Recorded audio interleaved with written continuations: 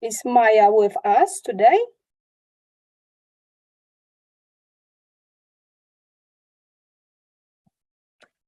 That's a good question. Because she will speak after me, actually, and I'm not sure if I can see her. I don't see her either. Then it will be Orsi. Okay. So then we change the order. Flexible. Yeah, of course. Okay, so maybe we can start slowly because we already started to speak. So Marta, I guess you can start. Okay, so hello, good morning, everybody.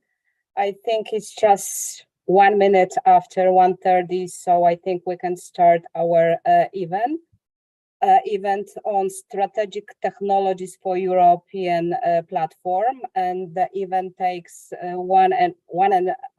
15 minutes. And first of all, I would like to thank you, all of you who joined today to our webinar. My name is Marta Krutel, and I represent Polish National Center for Research and Development office in Brussels. And before we start, I have few housekeeping announcements. The event will be recorded and streamed on YouTube, and I hope all of you agrees. And also, after 2 presentations today, we'll have Q&A session. And I really encourage all of you to ask questions via chat, and we'll try to answer at least some of them. And also, we have a habit that all organizers say hello in their national languages. So I will switch into the Polish language. Dzień dobry Państwu, nazywam się Marta Krutel i reprezentuję Biuro Narodowego Centrum Badań i Rozwoju w Brukseli. Serdecznie Państwu dziękuję za dołączenie do dzisiejszego spotkania tak licznie. Mam nadzieję, że spotkanie będzie bardzo owocne dla Państwa. Zachęcam do zadawania pytań na czacie, który będzie miał miejsce po 2 prezentacjach i życzę jeszcze raz owocnego spotkania. Now I will switch into the English language, and I would like to give the floor to Maya. She will say a few words in her national language. Maya, floor is yours. Thank you. Hello, everybody. Welcome also on behalf of Slovenian Business and Research Association. Dobrodošli vsi skupaj. Me veseli, da ste se udeležili v tako velikem številu in da je tudi kar nekaj udeležencev iz Slovenije. Hvala tudi mojim kolegom iz bruseljskih pisarn za tole soorganizacijo. Upam, da boste izvedeli veliko koristnih informacij, ki vam bodo koristile tudi pri vašem nadaljnem delu. So back to English, just thank you so much everybody again for joining us, and thank you for all my colleagues here in Brussels-based offices for another great event. And now I give the word to Orsolya. Jó napot kívánok, szeretettel üdvözlöm Önöket, különösen a kollégáimat az Eötvös Loránd Egyetemről. Én itt a brüsszeli irodában, vagy a brüsszeli képviseletet viszem egymagam eltét képviselve. Reméljük, hogy informatívnak és hasznosnak fogják találni az itt elhangzott információkat. Hello, good morning, or good afternoon. My name is Orsolya Lugmaier and I represent Eötvös Loránd University in Brussels. I hope you find this event informative and useful for your future plans. And then I give the floor to Agota.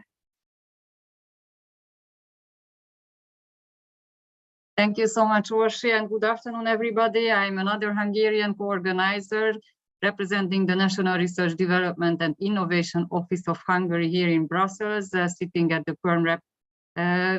Mindenkinek jó napot kívánok, aki Magyarországról belehallgat ebbe a mai eseménybe. Egy kicsit rendhagyó a mai témaválasztásunk, mert nem csak kutatás fókuszú, de egyértelmű kutatási vonatkozásai vannak a témának, ezért reméljük, hogy minél többen el tudtak jönni és meghallgatják ezt. So thank you, everybody. I will join you back as the moderator of the Q&A session, but now I give the floor to Tadas, who is the virtual host of the event. Thank you very much, and good afternoon. Welcome, everyone. My name is Tadas Tumenas, and I'm the head of Lithuanian R&D Liaison Office in Brussels. And now I would like to switch to my mother tongue and greet Lithuanian participants. Labą dieną, dėkoju, kad prisijungėte prie Lino biuro ir partnerių organizuojamo webinaro apie Europos strateginių technologijų platformą. Ir šią naują komisijos iniciatyvą yra siekiama sustiprinti ir panaudoti esamas ES priemonės siekiant naudos investicijoms į strateginės sritis ir ypatingos svarbos bei besiformuojančias technologijas susijusias su žaliąja ir skaitmeninė pertvarka. Todėl linkiu informatyvaus renginio ir tikiuosi, kad išnaudosite šią progą tiesiogiai paklausti komisijos atstovų jums rūpimų klausimų. And now I'm switching back to English, and without further ado, I would like to introduce our today's speakers. And according to the agenda, we're supposed to have only one speaker, but actually we're going to have two. So it's a big pleasure for us to have David Lombardo, Deputy Head of Unit from DG Budget, and later on, his colleague Angelo Villa, Deputy Head of Unit from DG RTD, will also talk about the STEP. So as I recall, David, you will be the one who is going to start, right? Yes, that's right, Tadash. Thank you very much. Thank you. Good afternoon to all, and thank you for the invitation. As you mentioned, my name is Davide Lombardo. I am the deputy head of the newly established task force for the implementation of the STEP initiative. This task force indeed sits in DG Budget, which is my my Directorate General of origin. I am glad to be here because a key role of the task force that, as I say, has just been launched is indeed to interact with the project promoters, to help them identify the best sources of funding in the landscape of the EU budget for these projects that are in these critical and strategic sectors, which we will discuss. I also will, the task force will also help the member states and implementing authorities that carry out programs in shared management to navigate through the regulatory landscape and do the best of this initiative. So I will start the presentation. I don't know if I have control of it or if okay. So someone else is helping me. I have control of it. So okay, fantastic. Okay, I'll next. Okay. All right, so just for by the way of introduction of this initiative and consequently of the new task force, you might have heard a few days ago the President of the European Commission, Ursula von der Leyen, singling out the STEP initiative as a key part of the EU's response to the national economic and national security imperative to preserve a European edge on critical and emerging technologies.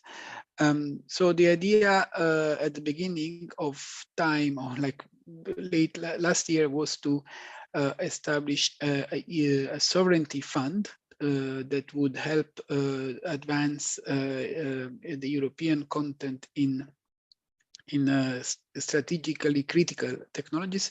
However, upon reflection, it has been decided to propose the STEP initiative, which has the characteristic of relying on existing funding instruments, existing EU programs, because this is going to make it much easier and faster to provide the support that we want to provide. It would have taken, by experience, too long to establish a completely new fund.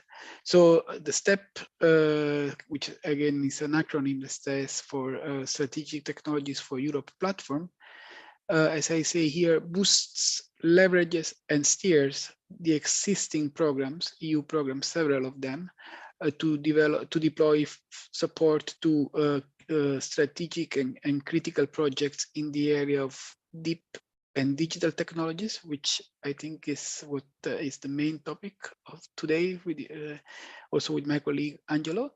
But also the STEP will support clean technologies and biotechnologies. And here I have just collected a few examples to give an idea of what these technologies are, but I would like to stress that in the proposal, these are presented precisely as examples. There is no intention to present at this stage an exhaustive list of technologies that can be supported, but the idea is that the technologies will have to be disruptive or critical, including from a strategic autonomy perspective, for them to qualify for support from this new initiative. As far as the digital sectors or the digital technologies are concerned, here I have listed microelectronics, quantum, cloud, and edge computing, artificial intelligence and cybersecurity, as well as robotics and 5G and higher and other advanced form of connectivity. But as I say, this is not an exhaustive list. Next slide, Tradas, please. So as I mentioned earlier, the STEP initiative, or the STEP proposal, I should say, which is, by the way, currently being negotiated, if you wish, discussed and negotiated between the Council and the Parliament, the EU Parliament, European Parliament, has three main planks, three main components. It aspires at focusing the existing programs. It proposes the reinforcement, the budgetary reinforcement of a few of them, and also it creates some tools to develop and exploit synergies across these programs. So when it comes to focusing, what we mean is that the proposal foresees that for several instruments like the cohesion policy, the RRF, Digital Europe, and EU4Health, in the basic regulations of these programs, additional objectives and or windows are being added to cater specifically to these sectors that I mentioned earlier. In terms of targeted reinforcement, the proposal requests additional resources for InvestEU, for the Innovation Fund, for the European for the European Innovation Council, and for the Defense Fund, for the European Defense Fund, and I will discuss this a bit later. And I now would like to describe the synergies, which is really the core work of my task force.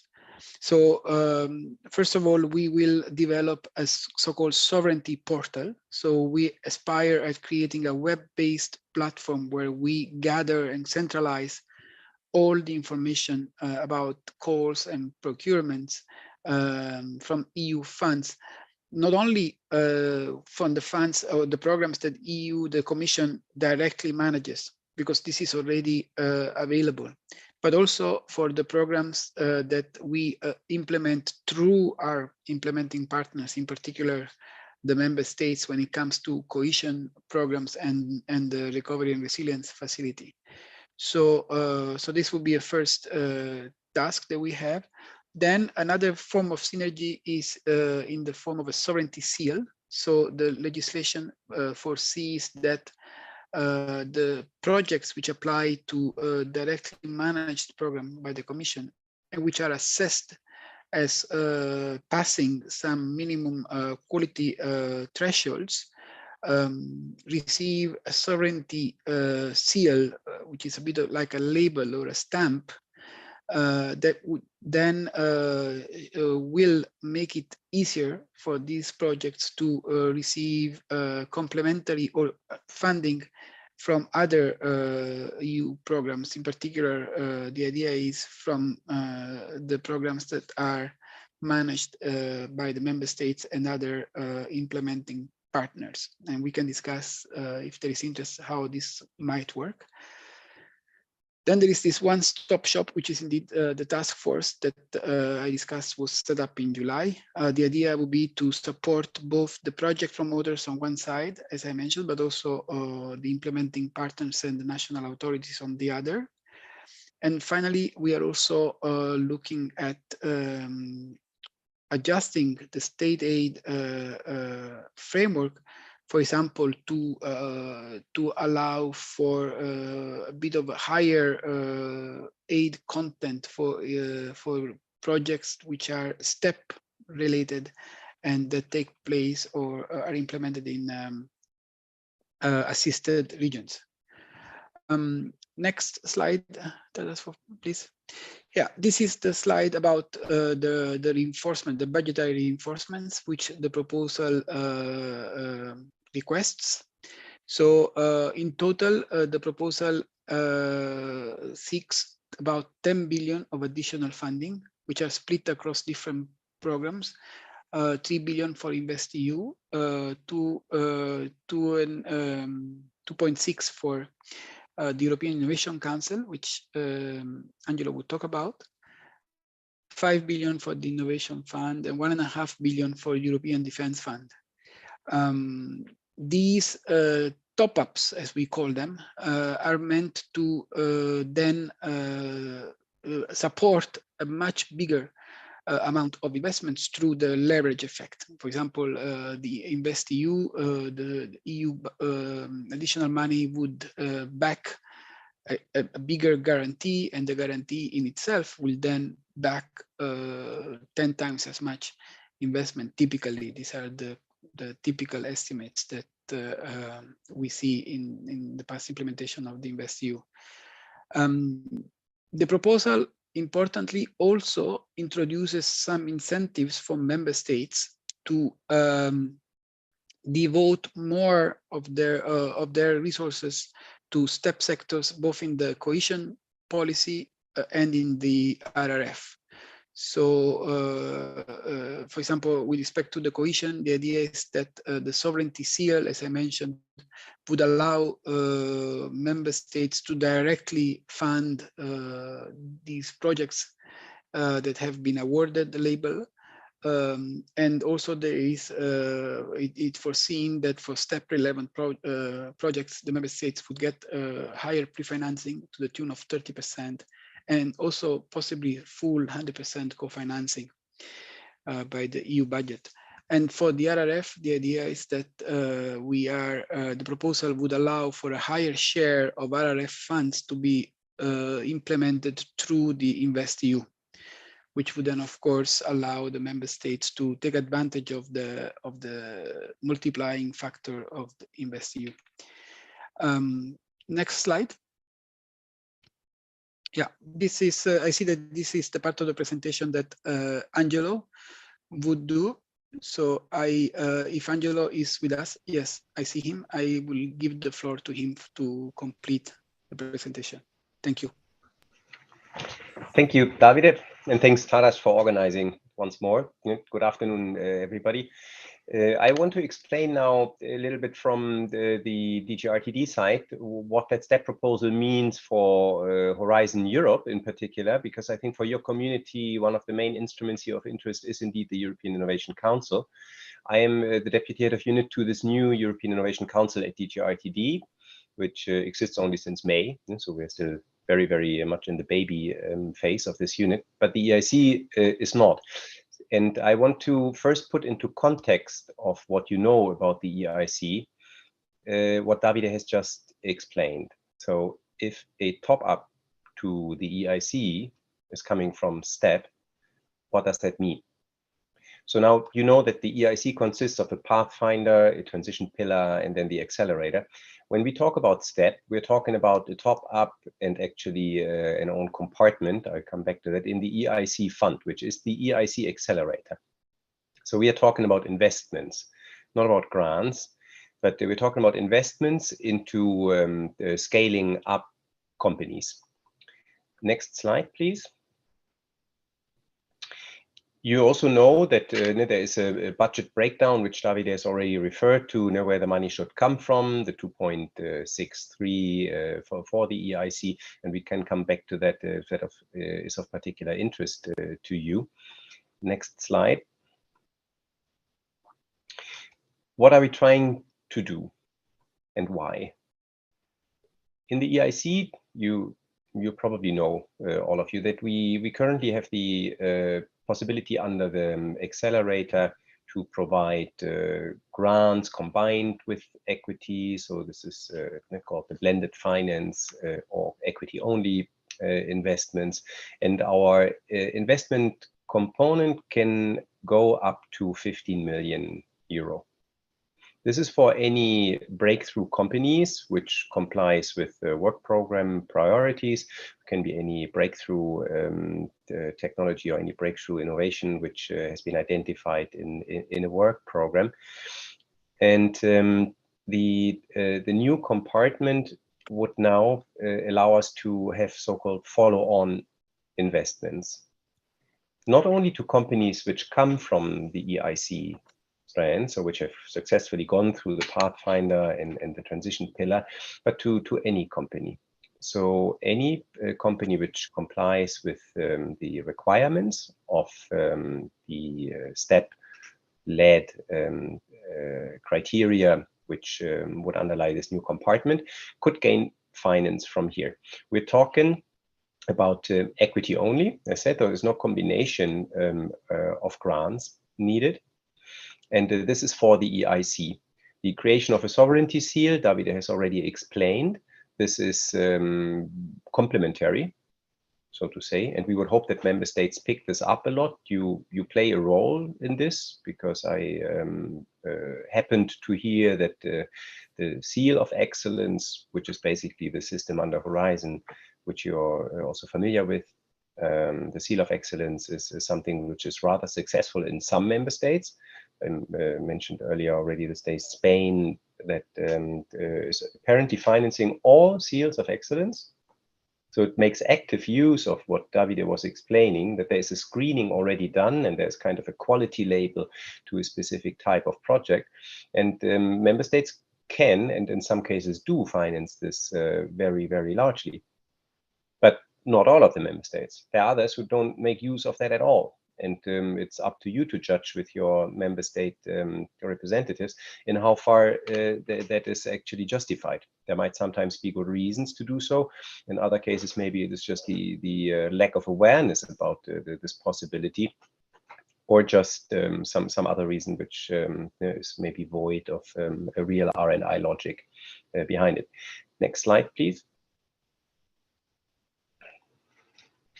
So we are going to support the equity only. The range here would be that these are investments which can go up to 50 million to non-bankable companies, SMEs, and then there is a slight bias at this stage here that we would also want to allow small mid-caps in order not to kill certain companies, not just because they have successfully grown in the meantime, while they're going through our investment pipeline.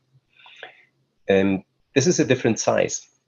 And when I say 50 million, we're talking about what the EIC would provide as, we say, anchor investment, basically, in the process. Because as you know, all the investments which we undertake from the EIC fund, they are kind of anchor investments. This is not the objective. The amount which comes out here is not the final objective. This is the start of a syndication with private financiers, private equity funds, in an investment round, which usually goes much, much higher. So here it could be, I don't know, 100 million, 150, 200 million. We had financing rounds under the current conditions, which went in the range of 100 million altogether, with our maximum investment of 15 million. That depends obviously very much on the company, its management team, not only its technology, but its maturity for the markets, how interesting it is for private investors. So why are we proposing this here? One could say, well, 15 million is a lot, and if the financing round goes to 100 million, that's it. Well, the point is that we still do lose companies a lot to other parts of the world where the pockets are deeper. And when we talk about strategically important technologies, you can just imagine we nurture a company through any tool. Maybe it could come off the structural funds sometimes, or out of the innovation fund, you name it. But we have a European company which comes to the rounds of investments of like 100 million. Will it stop there? No, obviously not. Google didn't, neither did Skype. None of these companies stops there. They have another investment round afterwards before growing into a really mature company. And these are sizes which we cannot cope with under the current SME, and this is the feedback. I come back to that in a minute. This is the feedback which companies give to us. So in order to avoid that the companies which we successfully nurtured, even up to the level of having a first large investment round, would then be forced to go into another part of the world, and potentially even in parts which might be very problematic for us, thinking about strategic technologies. It must not always be the US. It can well be China or other parts of the world. We don't want to allow this. We don't want to allow is not the right word. We don't want to force companies to do this. This would be exactly the opposite of what we want to achieve in terms of technological sovereignty. The fund investments, but you know this already, is complementary to InvestEU, because some people might ask, and I've seen that Davide has explained that there's quite some money going into InvestEU as well. And InvestEU does not only have guarantee products, they also have a venture capital filière, as you know, but that functions very differently. Those are investments of much smaller size into the companies, because the amounts which come from the EIF in most of the cases through InvestEU, they go into funds. They do not go into companies. So in a fund which has an investment strategy for, I don't know, you name it, 5-10 years, and has a certain thematic priority. So this should continue to be possible, and it's also useful to further strengthen that with STEP, but it's a different system. This is not about these large financing rounds we're talking about, where the EIC is indeed and remains the unique instrument which the EU has created in order to make sure that those innovations mature and then stay in Europe. Next slide, please. So this is what I referred to. From the EIC figures, and then also from our market analysis, it is very clear that the companies in Europe, they continue like those which successfully grow. Obviously, if they don't, they will never be in need of a financing round which goes beyond 100 million. But we have those companies, and those are the ones everybody is watching. So again, when we have strategic technologies, these are precisely the companies we want to have here. They make a real difference, not only in terms of economic development for Europe, but also in terms of strategic orientations, strategic autonomy. Capital costs of those companies at that curve, or at that level of the curve of growth, are very, very high. And we are just not in the same league yet. We're getting much better. We're getting really much better, and the EIC is by now the largest equity investor in that area, in that segment of the market. But we're not the only ones. At least I don't want to say it's only the EIC, but also some member state activities. We're getting slowly better, but we're still lagging behind. Certainly the US, and then also there are quite some potent funds in other parts of the world which can be even more problematic than the US. So, yeah, I think the rest I said. Next slide, please. The EIC is facing an oversubscription already now. Here you see some figures which, in my opinion, they forcefully make the point which I was trying to make, that this money is well invested. The success rate of our instrument is in the range of what one would expect for venture capital investments. It is not that everybody goes through, obviously not, but it's also not impossible to obtain our support. The rest I said. Last slide, I think. This is already the thank you. So let me wrap up. Again, we have STEP as a top-up, as Davide said. It would allow larger financing rounds into strategically particularly important technologies, which these are. Davide said this is still to be decided in more detail. But the use of budget in the EIC is a way to pursue this strategic autonomy through strategic technologies now.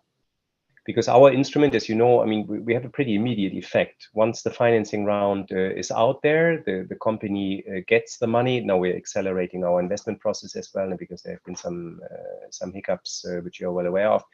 But we're accelerating that process.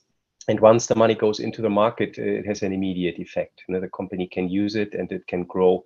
You can basically watch it grow, which is very different from other EU support instruments, including inside Horizon Europe. Thanks a lot for so much, and looking forward to the discussion. Thank you very much. Thank you for both of you. And now I would like to give the floor to my colleague Agota, who is going actually to manage now Q&A part. So Agota, we are in your hands now. Thank you, Tadas. And up to now, I have a very easy task because we only received one question from the floor. Oh, no, there is a second one. But first, then let me read out loud the first question that arrived. So what is the rationale behind the proposed budget cut of Pillar 2? Although I saw that this slide was quickly turned on. So that is this 800 million euro to the benefit of the EIC. So the main question is that would the step have a distinct focus on dual use technologies, or what is the reason why we should really change the let's say, allocation of funds? Thanks. I don't know who will respond to which question, but I let this to you to decide. Davide, when I start with the Pillar 2, you can maybe add on if there's anything on dual use you want to still share with us.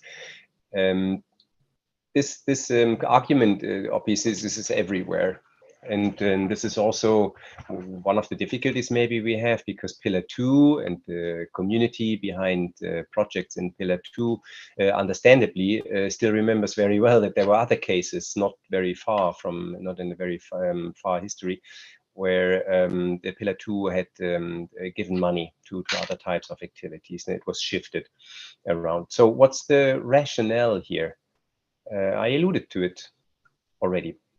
It's good that you give me the opportunity to explain this, because we often hear that question, and we are kind of feeling that we haven't thought this through, or we are like kind of cannibalizing between the pillars. No, I'm only in this unit actually where I am now since 3 months. I've worked on Pillar 2 industrial technologies before, so I know a little bit what I'm talking about, but you judge. So Pillar 2 finances technologies which address societal challenges across all clusters. In particular, the industrial cluster, where I was working on, but in all clusters, it's societal challenges. Now we want to finance strategically important technologies. There's not a big difference. The point is that what we're trying now with STEP is more accentuated.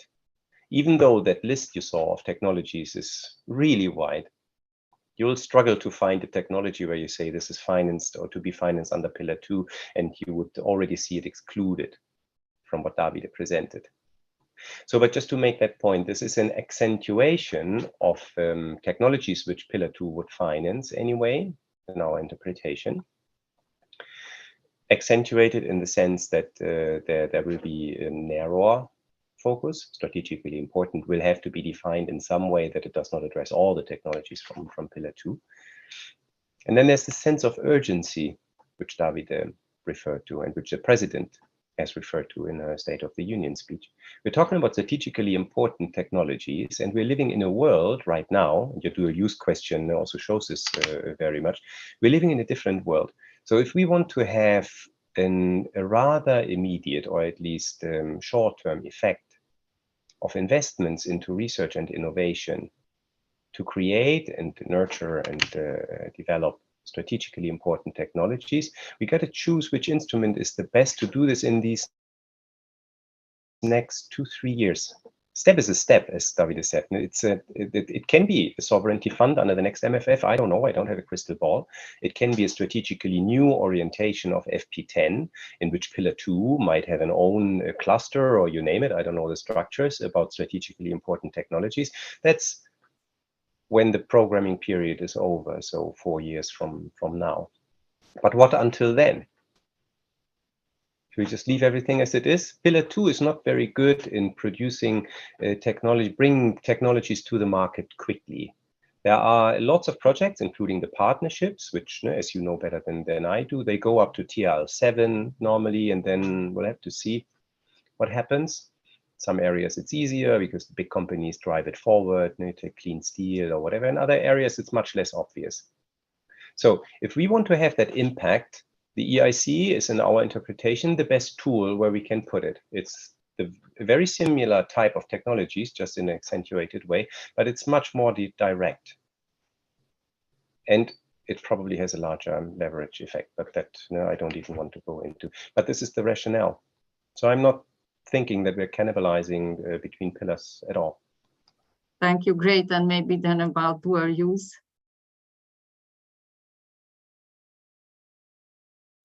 Yes, thank you.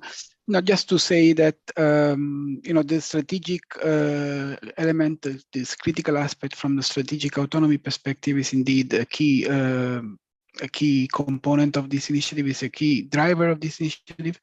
So I think we cannot say that this would be the step will only focus on dual use. Every project will be assessed on its own basis, on its own merits, but it's indeed the projects will have to have this critical element of, for example, helping us to wean off from dangerous dependencies in this critical sector. So I guess I don't have an answer besides saying that the analysis will be on a case-by-case basis, but we need to remember where the STEP initiative comes from, what are the goals that it tries to achieve, which have a lot to do with supporting our, enhancing our strategic autonomy in this critical sector. Thank you so much. I would have a relevant comment because I could see on the slide that also in the defense fund, you would mainly or only finance research related activities. So is it really focusing only on research, these additional funds, or it's just also focusing at? No, not at all only research. I mean, David can complement, but you saw the instruments, the innovation fund, that's very high level. I only mean the defense fund, sorry. So because on the slide under the defense fund, it was added in the next column that it's meant for research, but maybe it's just because we are talking about research. So it's also a possibility, or it's exclusively research? Only the defense fund, I mean. I mean, what we are trying to get is the development of new emerging critical technologies. So if you are trying to, if you want to fund, for example, the installment of solar panels, right? This is not STEP. I mean, the solar panels exist, right? And we know what they are. And of course, we are dependent on those. But the installment of solar panels is not something that we do with STEP. We have other programs. Here, what STEP is trying to do is trying to help companies which have a lot of, which have nice new ideas, potentially disruptive, but that they are so uncertain and so risky that, in fact, typically they don't get off the ground. And so we want to increase our capacity to develop these disruptive new emerging technologies in-house in the EU. So it doesn't mean that we don't do the rest, right, with the budget, but the specific initiative is for the development of technologies, if you wish, right? So some ideas that have the potential to have very big implications down the line, but that because of their status, they run the risk of just dying before even being born. So we would like to, or as Angelo said earlier, they might have to go somewhere else to see the light of day. We don't want to do that. We want to be able to. We want to take more. If you wish, we want to take more risks with this, technologies that, because then we would like to have them being European rather than having to depend on these new technologies in critical sectors from potentially friendly or unfriendly allies or partners, I should say.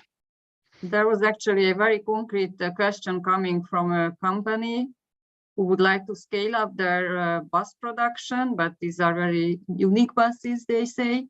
But then such kind of a scale up of production, could this be a good possible candidate for let's say an equity fund from the EU under STEP?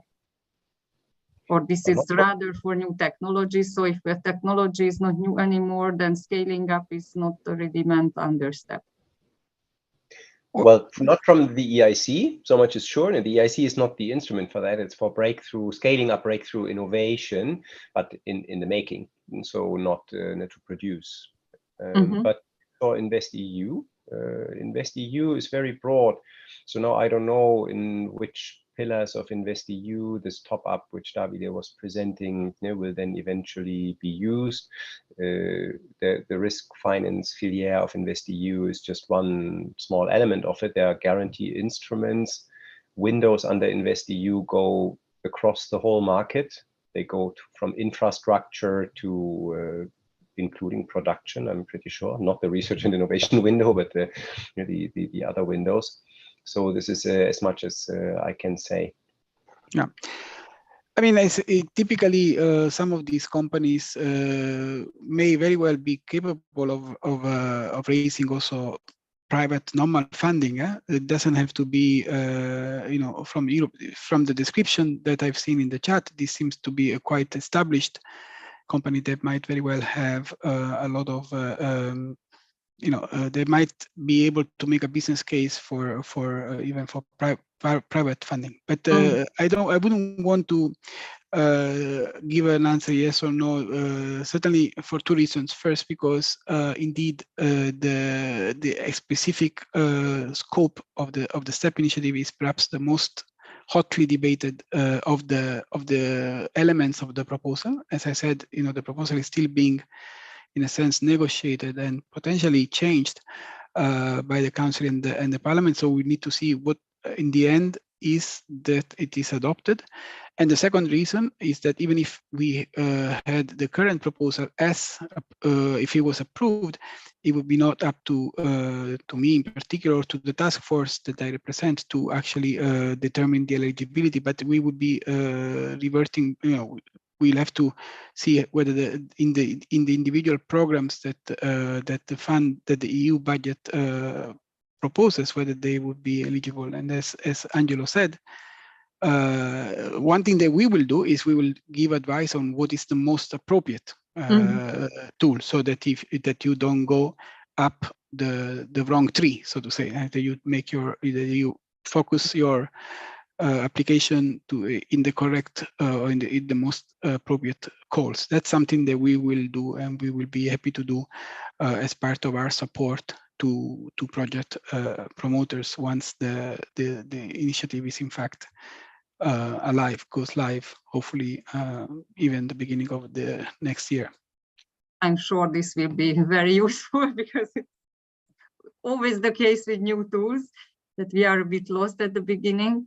So then I'm afraid that you will not have a very clear answer for the next question about when submitting a STEP application, are the details of the application already known? Because you even just said that not even the... No, I do. Yes, I have an answer in the sense that in the first instance, there is no such a thing as a STEP application, but there is an application to the individual program. We would do a first assessment of the calls which are already outstanding to see which ones are relevant for STEP, because as I mentioned earlier, one of the goal of my task force is to centralize all the information about the useful calls or the relevant calls. So we will look at the existing calls. We may try to identify more like some elements in the application form for the future calls that are relevant to STEP. But for the time being, the application depends on which instrument you are trying to tap, and so there is not such a thing as a STEP application, and we will need to the application will need to be following the guidelines and the requirements of the individual fund, which will be pursued. So this will just be a next step.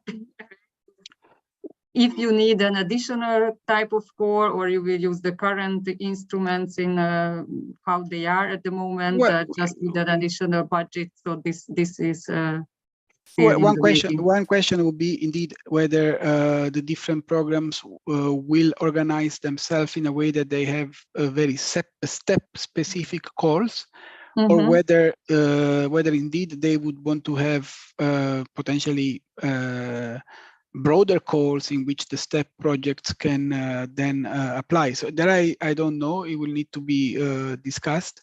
I guess it depends a bit also on the final shape of the scope of the STEP that will be decided. But in any case, I don't think we will get to a situation where the same call the same template will be useful or will be requested for all the different instruments, because they are different, they work differently, they are assessed differently. But certainly one thing that we want to have is what this I mentioned with the CL, that for example, some serious simplification could come about when if you apply for one program and get this label. Then what we would like to see is that in the next application, several processes or several steps will be already kind of automatically completed, so to speak. So there could be skipped to be clear. Thank you. Then there is a very short question about the focus. So will it be R&I focused or commercialization focused, or both in a way? I responded to that in the chat already. I quoted it. Sorry. Both depends on the instruments, as David said. The instruments really cover very different parts of the innovation pipeline, if you want. So both.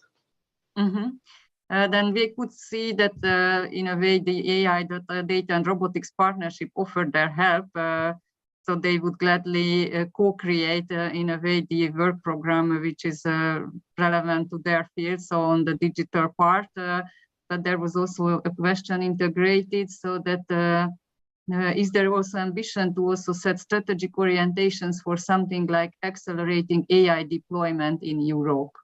So would that be part of this digital pillar? I think there's also two elements of response I would give to that, Philip. First of all, the EIC already now is financing breakthrough innovation, and AI or generative AI is part of that. We have the work program 24 coming up. This is just in one illustration. There have been other work programs where AI, I think, has already been covered, but maybe since it's evolving so quickly, generative AI, I think next year is going to be the first time. We'll have a challenge most probably on generative AI and its use or its development in Europe.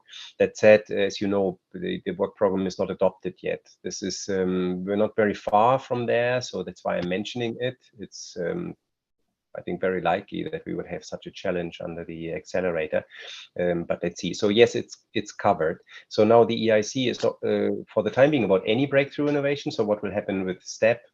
As I said, it's an accentuated way of like the strategically most important technologies. Generative AI,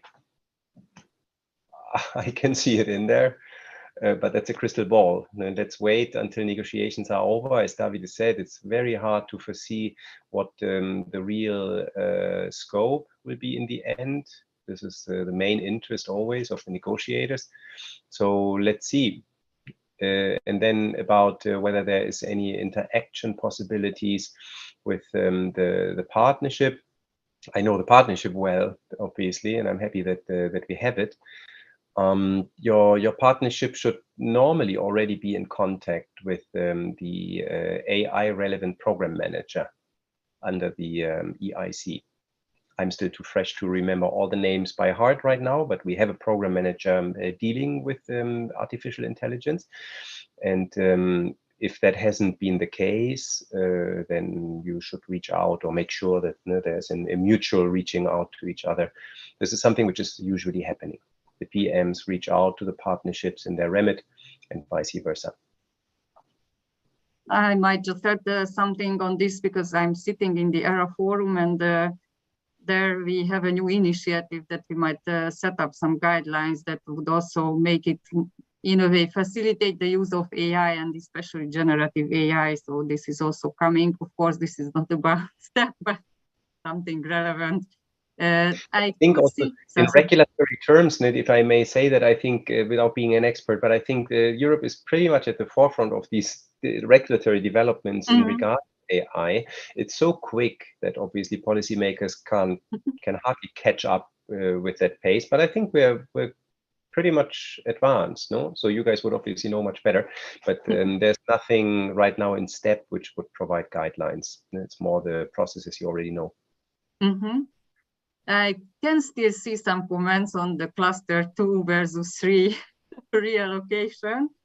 So there is a concrete question, if you can elaborate it a bit more, which clusters will be affected and in what percentage, and if it's not defined yet, then when will we have more information about this?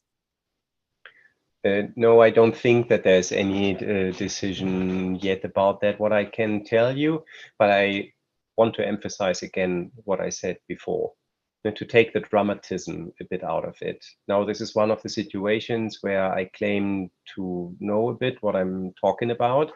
And yeah, so it's the same technologies in the end. But no, I don't know for the specific clusters, and I have really no idea, so I don't want to speculate about it. But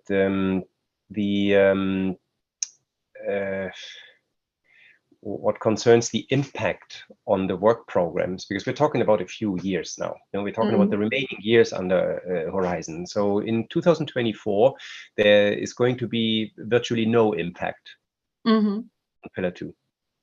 So anybody having projects there, I understand the nervousness of people, virtually no impact. And then there's a very gradual but minimal impact over the remaining years of the program. The amount is not so massive anyway, but this is what I can say. Next year, basically nothing, and then gradually a little bit. Thank you, great. And there was something around about TRLs. So are you then saying that only projects of TRL 7 to 9 will be funded? Yeah, that depends a bit which instrument again. So InvestEU has an R&I window, so that is usually, I don't know, it includes 7 to 9, but it's probably not limited to that. But under the EIC, there was already a response by Pim here in the chat, which I have liked as well. The EIC Accelerator, as I said, is these are mature companies which actually go to the market and search for a second round of equity investments. So that TRL level is pretty high. So yeah, 7 to 9, certainly. Thank you. I think now a new question is just popping up. So when can we expect a decision on the STEP program?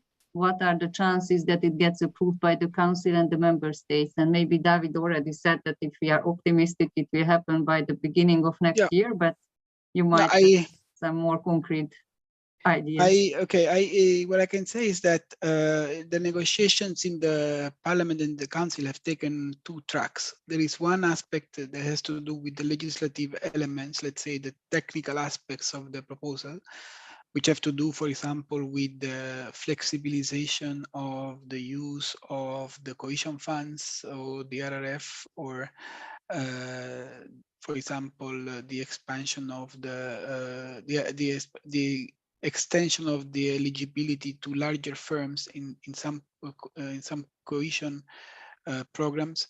This is being discussed and is proceeding relatively fast in the Council and in the Parliament. And then there is the other negotiation part, which is the budgetary implications, which have basically which have taken a different track because they are part of the discussions on the wider review of the MFF, of the multi-year financial framework. And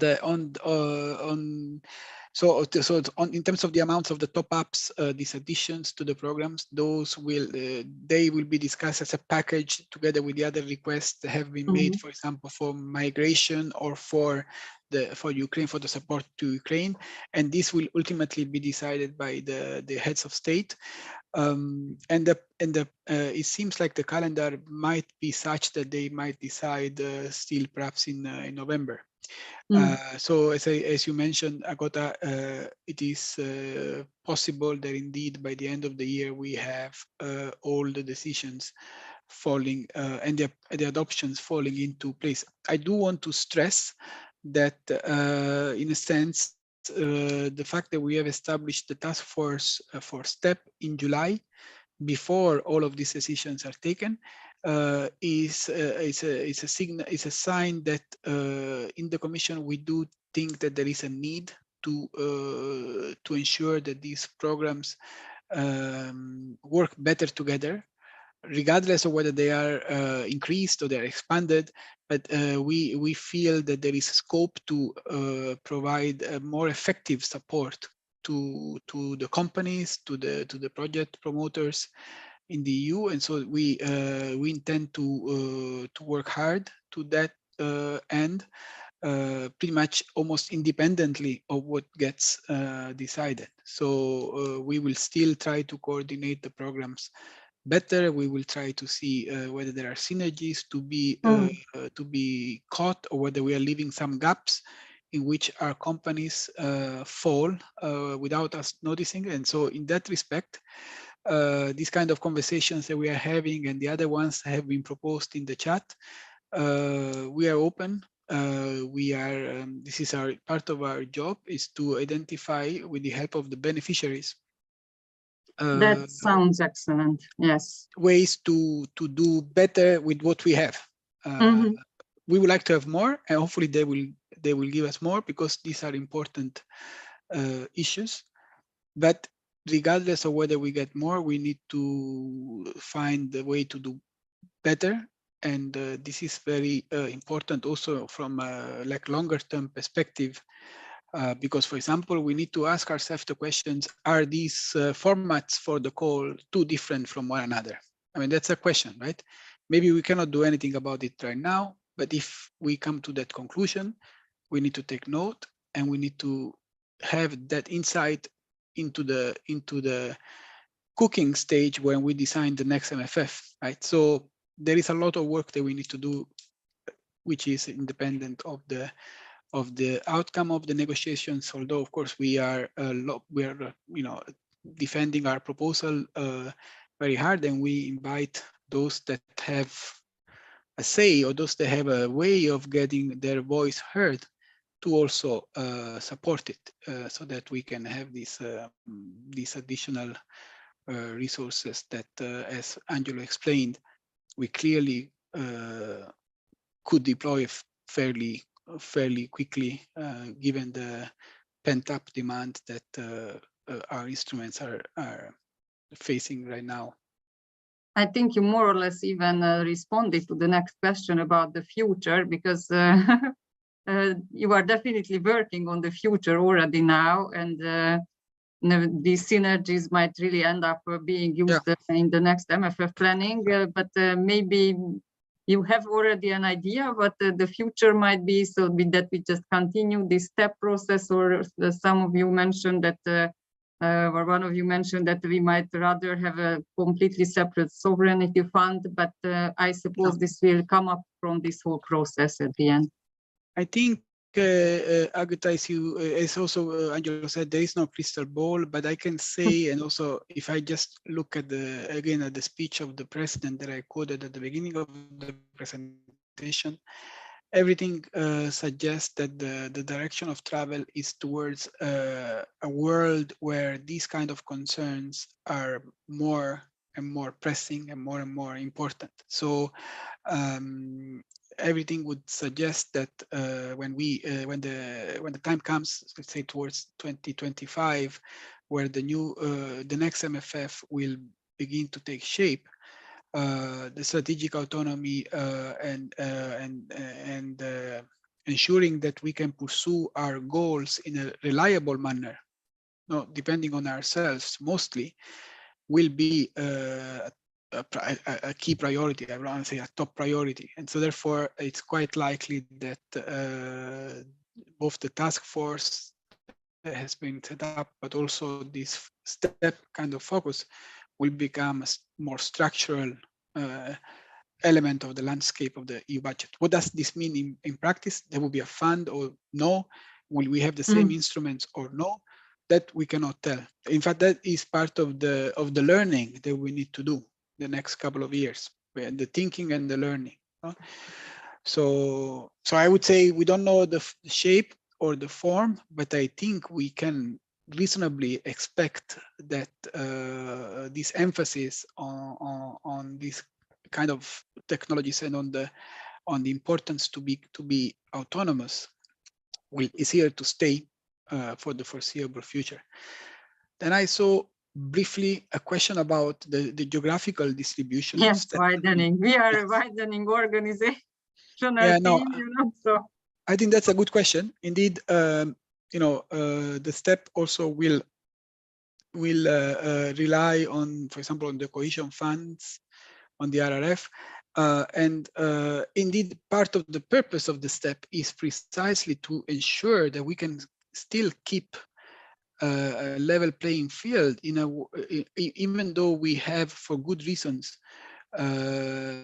introduced this temporary state aid framework where arguably the member states that have more deeper pockets are in a more favorable situation. So precisely the point of using the EU budget to support this strategic sector is to give an opportunity to all countries in a kind of a balanced way to develop these technologies. And from that perspective, a lot of care has been taken in developing the proposal that we are discussing to achieve both, to increase the support for the sectors, but maintain respecting the goals, for example, of the cohesion programs. So, for example, even where it has been proposed to open up the cohesion programs to larger companies, it has been done so only in some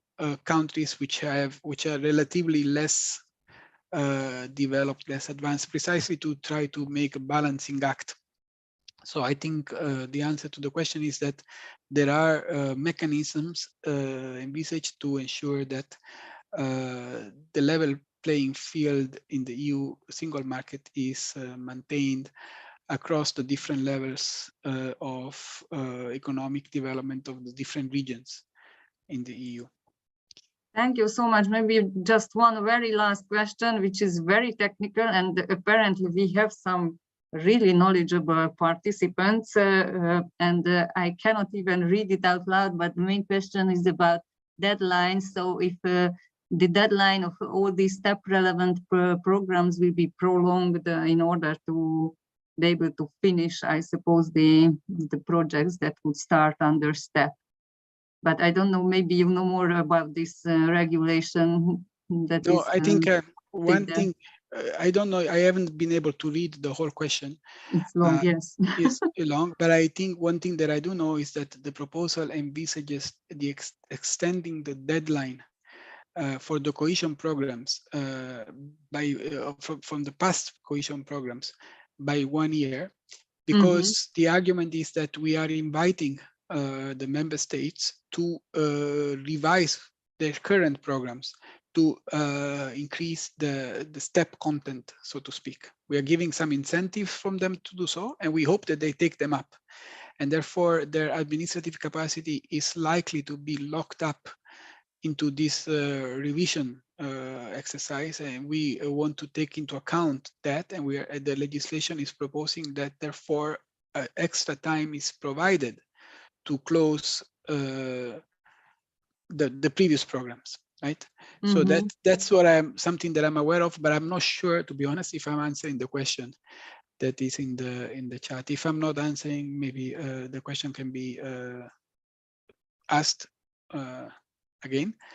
But certainly we are aware of the implications in terms of capacity in many member states to look at again and reopen these operational programs, especially under cohesion, but not only. Thank you so much. I think this was a great response as far as I could understand. And I just really want to say thank you to both of our speakers because we learned a lot. This is a quite complex topic and a very new topic, even if it's using existing instruments. So thank you very much for also the slides. So can we share the slides maybe with the participants in a PDF format? That would be great because then they can also just look up all this relevant information. Thank you for that. So we will send out a message to all the participants with then the presentation and the link where we recorded the whole event. And just one more thank you for all the participants also and to our speakers. And we hope to see you next time when we organize something similar. Thank you for the opportunity, Agota, to explain a bit. It's always good. These exchanges is very useful. Sometimes there can be lots of misunderstandings. That's true. Yes. Always good to talk. Yes, thank you also from my side. And as I said, we open to this type of exchanges. These are one mission of my new task force. So we look forward and we are open to suggestions that have been mentioned in the chat to get things to do more with what we have. Thank you, David, and good luck for your team. Thank you very much. Thank Bye. you. Bye. Bye bye. Bye.